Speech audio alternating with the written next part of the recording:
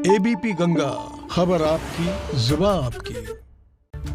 उत्तर प्रदेश की पूर्व सपा सरकार एक बार फिर सीबीआई के निशाने पर है। सीबीआई ने उत्तर प्रदेश के कौशाम्बी जिले में खनन पट्टे लीज पर दिए जाने के मामले में तत्कालीन जिला मजिस्ट्रेट समेत 10 लोगों के खिलाफ विभिन्न आपराधिक धाराओं के तहत मुकदमा दर्ज किया है। सीबीआई ने आज इस मामले में 9 जगहों पर छापेमारी की और इस छापेमारी के दौरान 44 अचल संपत्ति के दस्तावेज, करोड़ों रुपए के जेवरात और नकदी बरामद किए। सीबीआई का दावा है कि पूर्व जिला मजिस्ट्रेट के परिजनों के नाम पर 36 बैंक खाते और 6 लॉकर भी मिले। तो छापे में क्या क्या मिला है? पुरानी करेंसी के 1 लाख रुपए लॉकर में मिले। अलग अलग शहरों में 6 लॉकर्स की जानकारी मिली है। 44 अचल संपत्तियां और 10 लाख बरामद। 51 लाख रुपए के बैंक में एफडी के कागजात मिले हैं। 36 बैंक खाते सतेंद्र सिंह और परिवार के नाम पर है। सोने चांदी के जेवर 2 करोड़ से ज्यादा की कीमत के। तो ये छापेमारी में अब तक मिला है सीबीआई को। और ये सतेंद्र जैन कौन है, जरा ये भी आप समझ लीजिए। सेवानिवृत्त आईएएस ऑफिसर है यूपी के। सपा सरकार में बड़े पद पर थे। 2 बार लखनऊ के डीएम का पदभार इनको मिला और इसके साथ साथ अन्य पोस्ट पर भी रहे। 2012 से 14 तक कौशाम्बी के डीएम रहे। सेवानिवृत्त हुए साल 2018 में 31 दिसंबर को। और अब इन पर बेहद गंभीर आरोप और इनके ठिकानों पर सीबीआई की छापेमारी। सीबीआई की छापेमारी में अभी तक करोड़ों के जेवरात मिले हैं, एफडी मिली है, लॉकर्स मिले। रिटायर्ड आईएएस सतेंद्र सिंह के ठिकानों पर सीबीआई की छापेमारी जारी है। 9 ठिकाने हैं जिन पर सीबीआई की छापेमारी चल रही है। लखनऊ में हम इस समय गोमती नगर में सतेंद्र सिंह के एक आवास पर मौजूद हैं और आप देख सकते हैं कि कितना आलीशान, कितना भव्य ये आवास यहाँ पर बना हुआ है। हवेली नुमा पूरा आप ये देख सकते हैं कितना बड़ा। अगर बात करें आरोपों की तो सतेंद्र सिंह के ऊपर 2012 से 2014 के बीच कौशाम्बी का डीएम रहते हुए घोटाले का आरोप लगा। सीबीआई की छापेमारी में अब तक 44 अचल संपत्तियों की जानकारी मिल चुकी है। 10 लाख रुपए नगद बरामद हुए हैं। 1 लाख रुपए की पुरानी करेंसी भी अब तक मिल चुकी है। इसके अलावा 51 लाख रुपए की बैंक एफडी, 36 बैंक खाते सतेंद्र सिंह और उनके परिवार के नाम पर लखनऊ, कानपुर, गाजियाबाद, नई दिल्ली के बैंकों में 6 लॉकर्स की भी जानकारी अब तक मिली है। इसके अलावा 2 करोड़ 11 लाख रुपए के सोने चांदी के जेवर भी बरामद किए हैं सीबीआई ने। इस भव्य हवेली नुमा आवास को देखकर आप अंदाज़ा लगा सकते हैं कि कितनी अकूत संपत्ति के मालिक है सतेंद्र सिंह। और ये एक मकान है, एक और आलीशान मकान इसी तरह गोमती नगर में और है सतेंद्र सिंह का। इसके अलावा न जाने कितने और ऐसी संपत्तियां हैं सतेंद्र सिंह की। बहरहाल सीबीआई की छापेमारी लगातार जारी है और निश्चित रूप से जिस समय सतेंद्र सिंह राजधानी लखनऊ में रहे, बड़े पदों पर रहे, उस समय भी वो काफ़ी चर्चित रहे। बहरहाल सीबीआई की छापेमारी के साथ ही सतेंद्र सिंह की मुश्किलें भी बढ़ती जा रही हैं। कैमरा सहयोगी जितेंद्र के साथ शैलेश अरोड़ा, एबीपी गंगा, लखनऊ। शैलेश अरोड़ा जिनकी रिपोर्ट अभी आप देख रहे थे, इस वक्त हमारे साथ लाइव कनेक्ट है लखनऊ से। शैलेश, अपडेट दीजिए, क्या अभी भी रेड्स चल रही हैं सीबीआई की तमाम ठिकानों पर सतेंद्र सिंह के? राजेंद्र, बिल्कुल अभी भी सीबीआई की जो जांच है, तफ्तीश है, वो अभी भी चल रही है और लगातार सीबीआई की तफ्तीश आगे बढ़ने के साथ साथ कई नए राज खुलकर सामने आ रहे हैं, कई और नई जानकारियां निकलकर सामने आ रही है। हमने अभी अपने दर्शकों को दिखाया कि कितना आलीशान वो मकान बना है, मकान कहिए या हवेली कहिए, हजारों स्क्वायर फीट में बना हुआ, जिसके सामने से हमने रिपोर्ट दिखाई। और विशाल खंड गोमती नगर का वो इलाका जो बहुत ही प्राइम लोकेशन है, बहुत ही महंगा इलाका कहलाता है लखनऊ का, वहां पर ये इनकी कोठी बनी हुई है हजारों स्क्वायर फीट में। और ये एक कोठी नहीं है वहां पर, वैसी ही एक और भव्य कोठी गोमती नगर में बनी हुई है सतेंद्र सिंह की। सतेंद्र सिंह लखनऊ के डीएम रहे, तब भी विवादों में रहे। एलडीए वीसी के तौर पर भी उनका नाम कई मामलों में सामने आता रहा। लेकिन कौशाम्बी का जो मामला है, जो खनन पट्टे अवैध रूप से देने का मामला है, उसमें इनकी मुश्किलें बढ़ी है। और देखिए सीबीआई की जांच जब आगे बढ़ेगी तो कई और खुलासे भी हो सकते हैं, क्योंकि सीबीआई की जांच में जिस तरह से अभी तक जो कैश निकला है, जो हीरे जवाहरात, जो अचल संपत्तियों का ब्यौरा, अचल संपत्तियों का ब्यौरा मिला है, तो निश्चित रूप से अकूत संपत्ति बनाई है इस तरह से कहीं ना कहीं घोटाले करके, क्योंकि इतनी संपत्ति है खाली आईएएस की सैलरी से नहीं हो सकती जितना इनके पास से मिला है। जिस तरह से पहले की पुरानी करेंसी लाखों 1 लाख रुपए की बरामद होती है, करोड़ों रुपए के हीरे जवाहरात बरामद होते हैं, तो अंदाजा लगाया जा सकता है क्योंकि ये पैसा इतना आलीशान शैलेश, बिल्कुल अंदाजा लगाया जा सकता है। फिलहाल आपका शुक्रिया इस तमाम जानकारी के लिए। और आप बता रहे हैं कि जो रेड्स हैं, जो छापेमारी की कार्रवाई है, वो अभी भी चल रही है। आगे बढ़ उत्तर प्रदेश सरकार ने अब कामकाज के तरीके में बदलाव लाने की दिशा में कदम बढ़ा दिए हैं। सरकार इस दिशा में काम कर रही है कि कैसे कामकाज का तौर तरीका बदला जाए।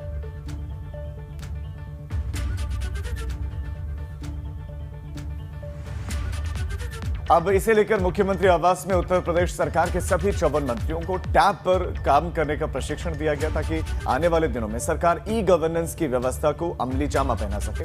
सरकार की कोशिश है कि जल्द ही ज्यादातर विभागों में होने वाले कामकाज को पेपरलेस कर दिया जाए और मंत्रियों अधिकारियों को डिजिटल ऑफिस या फिर ई ऑफिस के जरिए जोड़ दिया जाए। इन्हीं बातों को ध्यान में रखते हुए मुख्यमंत्री आवास में ई कैबिनेट ट्रेनिंग सेशन का आयोजन किया गया।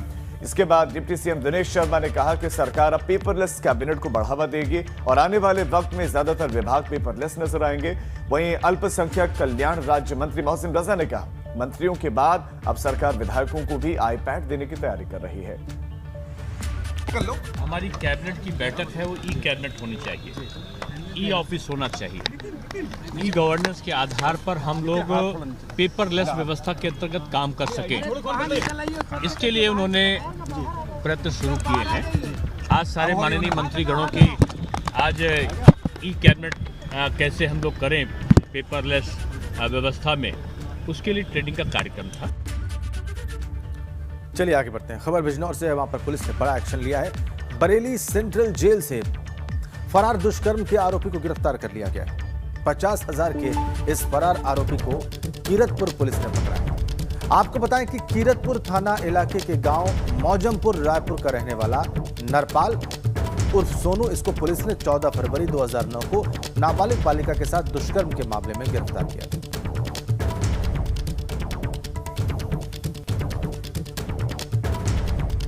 लखीमपुर खीरी में अवैध शराब पर बड़ी कार्रवाई, आबकारी और पुलिस की टीम ने यहां पर अभियान चलाया। बड़ी कार्रवाई की गई है। आबकारी और पुलिस की टीम ने एक अभियान चलाया। मोहम्मदी इलाके में कच्ची शराब पकड़ी गई।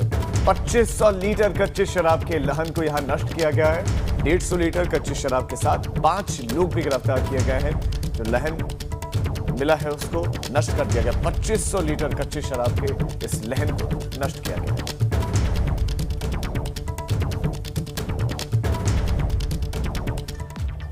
और अब आगे बढ़ते हैं, पूर्वांचल के हिस्से की खबरें दिखाते हैं फटाफट अंदाज में। चलिए शुरू करते हैं। मऊ में सपा नेता की पिटाई के मामले में गिरफ्तारी। करणी सेना भारत के जिलाध्यक्ष देवेंद्र सिंह गिरफ्तार। पिटाई का वीडियो वायरल होने पर गिरफ्तारी।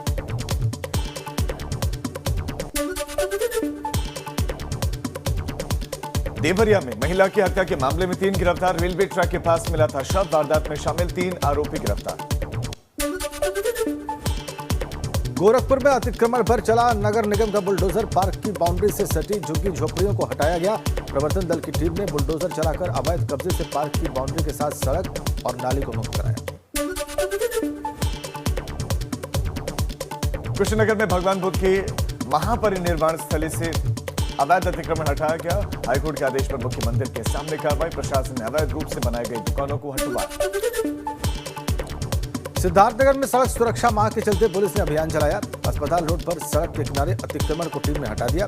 अवैध दुकान लगाने वालों पर अल्टीमेटम के बाद कार्रवाई की गई। इस दौरान पुलिस फोर्स वहां पर मौजूद रही। आजमगढ़ में अवैध खनन किया जा रहा है। बिना ग्राम पंचायत की इजाजत के 5 एकड़ जमीन पर मिट्टी की अवैध खुदाई की जा रही है। खनन विभाग ने 3 फुट मिट्टी खनन की परमिशन दी थी, जबकि 80 फुट तक खनन करके जमीन को खोद दिया गया है। बस्ती में सरयू नहर योजना के नाम पर लापरवाही सामने आई है। कागज में करोड़ों रुपए खर्च होने के बाद भी नहर नहीं बन पाई है। विभागीय लापरवाही की वजह से जमीन का पूरा अधिग्रहण न होने की वजह से यह महत्वाकांक्षी परियोजना दम तोड़ रही है। वाराणसी में जगत गुरु शंकराचार्य ने राम यत्न शुक्ल को पद्मश्री मिलने पर अभिनंदन किया। वहीं ममता बनर्जी पर तंज कसते हुए किसान आंदोलन पर बयान दिया। कहा कि यह विपरीत सोच वाले दलों का आंदोलन है। जौनपुर में सभासद वाला लखनदर यादव की गोलियों से भूनकर हत्या कर दी गई। सपा ने हत्याकांड को लेकर सरकार पर सवाल उठाए हैं। वहीं पुलिस और फॉरेंसिक टीम जांच में जुटी है। गाजीपुर में सड़क सुरक्षा को लेकर एआरटीओ ने ऑटो संचालकों के साथ बैठक की और इस जागरूकता अभियान के तहत लोगों से अपील भी की गई और नियम तोड़ने वालों पर जुर्माने की बात कही गई। मिर्जापुर वेब सीरीज को लेकर दर्ज केस में पुलिस एक्टिव है। मिर्जापुर पुलिस ने 7 लोगों के खिलाफ बयान दर्ज कराने के लिए नोटिस भेजा है। 15 दिनों के भीतर देहात कोतवाली थाने में आकर बयान दर्ज कराने को कहा है। भदोही में नौजवानों के अंदर हॉकी खेल का क्रेज बढ़ रहा है और लड़कों के साथ साथ लड़कियां भी मैदान में डटी हुई है, लेकिन प्रशासनिक अनदेखी के चलते ये खिलाड़ी गरीबी में वक्त काट रहे हैं।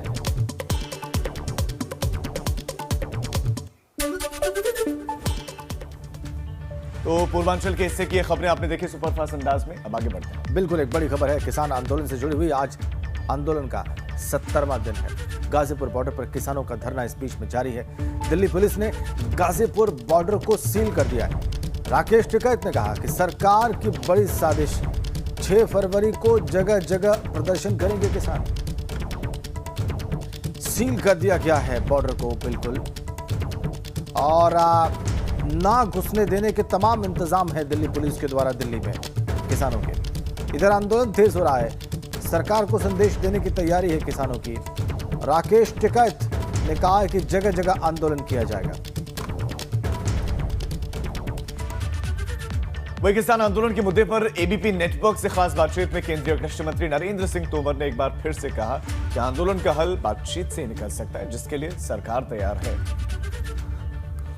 मैंने सभी किसान यूनियंस को अनुरोध किया था कि हमने एक के बाद एक प्रस्ताव देकर सरकार की ओर से संवेदनशीलता प्रदर्शित की है, किसानों के हित को प्रदर्शित किया है, किसान के मान सम्मान को रखा है और यूनियन के भी मान सम्मान में लगातार बातचीत करने की हमने कोशिश की है और अपनी तरफ से प्रस्ताव देने की पहल की है।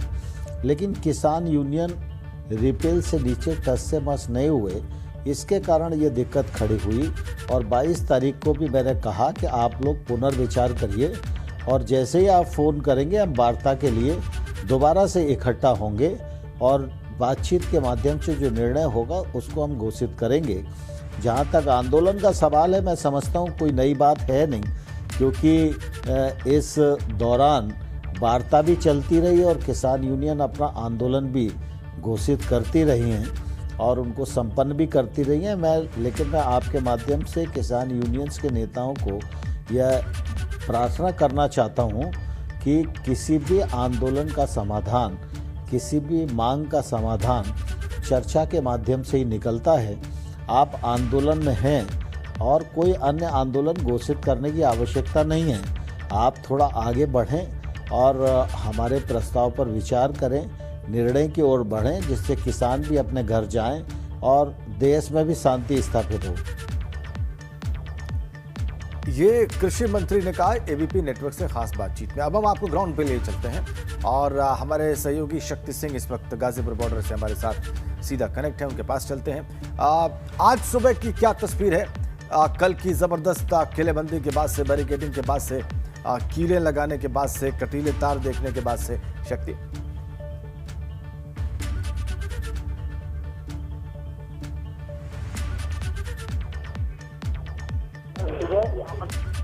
और रोजाना अगर हम किसानों की बात करें तो रोज यहाँ पर किसानों साधन है पहले से। अगर हम दूसरी तरफ की बात करें तो थोड़ा दूर है। शक्ति, आपकी आवाज बहुत स्पष्ट हमें नहीं मिल रही है। हम एक बार फिर से आपसे अभी कनेक्ट करने की कोशिश करेंगे। शक्ति, ये देखिए आप 69 दिन हो चुके हैं, आज 70वां दिन है किसान आंदोलन का। कल बैरिकेडिंग बहुत मजबूत कर दी दिल्ली पुलिस ने, सड़क पर कीलें गाड़ दी गई। वापस चलते हैं एक बार फिर से शक्ति के पास और ग्राउंड रिपोर्ट देखते हैं उनकी। आप दिखाइए और बताइए शक्ति, आप जो कुछ कह रहे थे अपनी बात को आगे बढ़ाइए।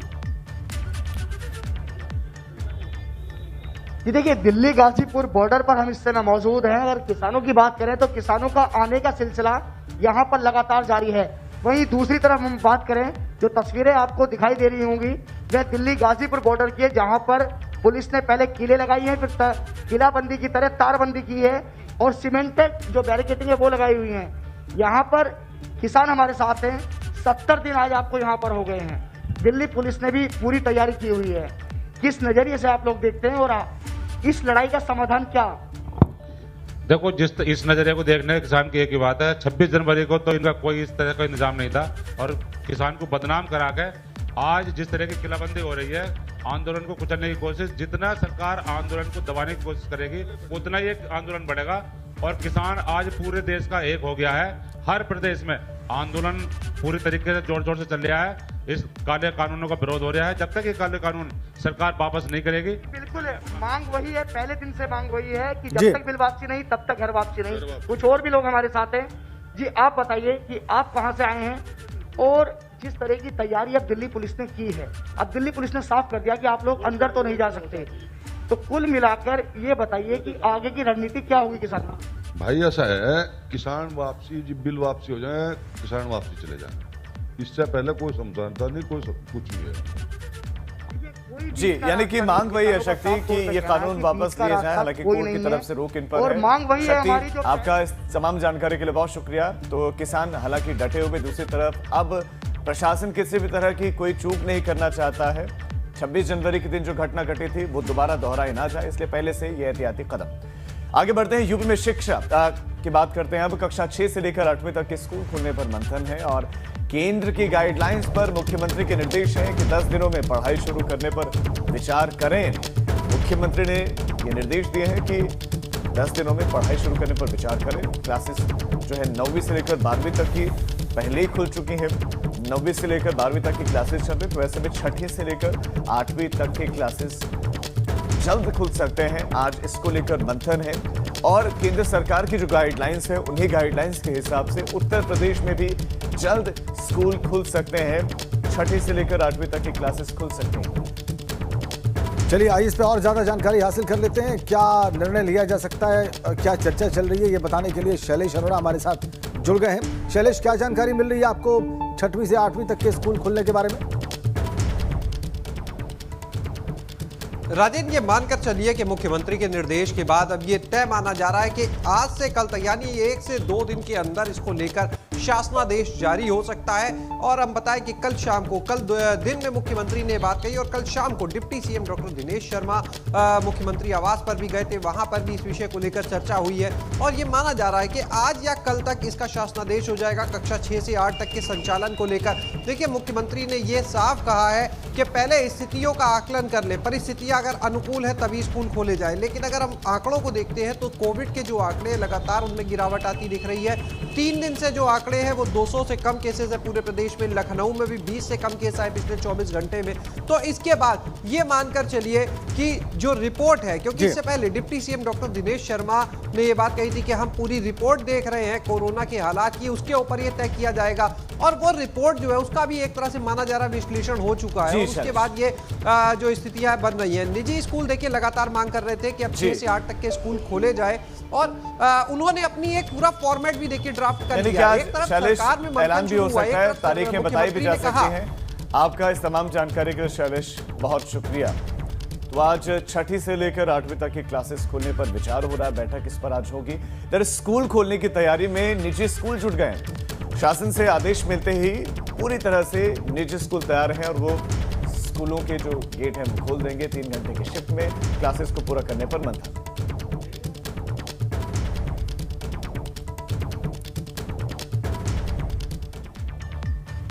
और अब आपको दिखाते हैं अवध की हर छोटी बड़ी खबर। चलिए प्रारंभ करते हैं।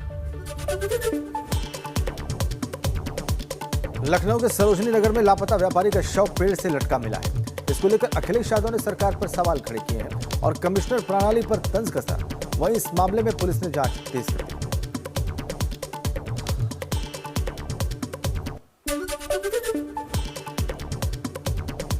कौशाम्बी में पुराने रंजिश को लेकर 2 पक्षों के बीच में खूनी संघर्ष हो गया, जिसमें एक शख्स को काफी गंभीर चोटें आई है। इस बवाल में आधा दर्जन लोगों के भी घायल होने की खबर है। मामले में पुलिस ने एक्शन लेते हुए कार्रवाई शुरू कर दी है। अयोध्या के संतों ने कांग्रेस नेता कांतिलाल के राम मंदिर पर दिए बवाल पर नाराजगी जाहिर की। कड़े लहजे में कहा है कि कांग्रेस पार्टी देश को तोड़ने की कोई भी कसर नहीं छोड़ती है। कांग्रेस भगवान को काल्पनिक बताती थी और हमेशा देश विरोधी ताकतों के साथ खड़ी नजर आती थी। प्रयागराज में माघ मेले में तीर्थ पुरोहित अनशन पर हैं। उनकी माने तो मेला प्रशासन इस बार उन्हें परेड क्षेत्र में नहीं जगह दे रहा। परेड क्षेत्र में जमीन न मिलने से तीर्थ पुरोहितों के साथ ही कल्पवासियों और दूसरे श्रद्धालुओं को भी दिक्कतों का सामना करना पड़ रहा है। फतेहपुर में आबकारी और पुलिस टीम ने एक साथ छापेमारी की कार्रवाई को अंजाम दिया। अवैध कच्ची शराब बनाने वाले 8 शातिर तस्करों को गिरफ्तार किया गया। साथ ही टीम ने 135 लीटर अवैध शराब के साथ 8 कुंतल लहन को भी नष्ट कर दिया। बाराबंकी में समाजवादी पार्टी ने गांव की चौपाल लगाकर किसानों का समर्थन किया। यहां पर सपा नेताओं ने कहा कि किसानों पर हो रहे अन्याय को बर्दाश्त नहीं किया जाएगा। साथ ही बीजेपी सरकार पर किसानों को बर्बाद करने का आरोप लगाया। अंबेडकर नगर में बीजेपी के जिला प्रभारी बने दद्दन मिश्रा का कार्यकर्ताओं ने जबरदस्त स्वागत किया। दद्दन मिश्रा ने कहा कि जिले में बीजेपी को पंचायत चुनाव में मजबूत करने का काम किया जाएगा और सभी कार्यकर्ता मिलकर एक साथ चुनाव जिताने का काम करेंगे।